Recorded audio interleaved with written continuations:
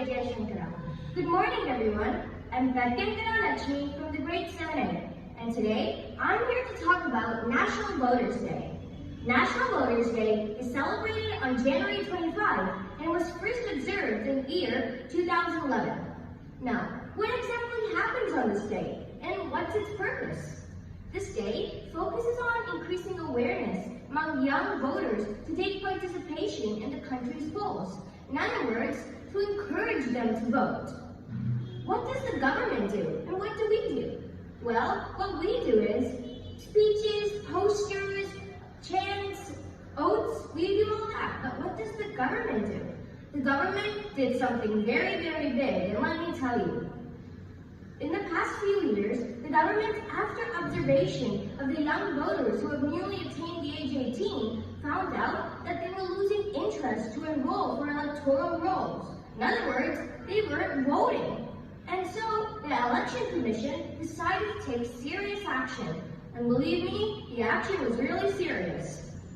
Every year, on January 1st, all of the identities of all the new voters who have newly attained the age of 18 were identified in each of the 8.5 lakh polling stations across the country. That's a big number if you don't know.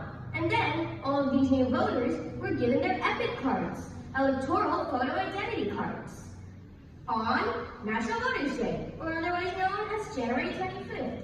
Now, why go through all these efforts just to make someone vote? Is voting really that important? What's going to happen if we don't vote? Well, since we live in a democratic government, yes, it is important. We have the right to vote. Any Indian citizen of the age 18 or above has the right to vote and elect their leaders. And since India is a democratic government, people have the ability to express their concerns and opinions regarding issues or matters in a legal format.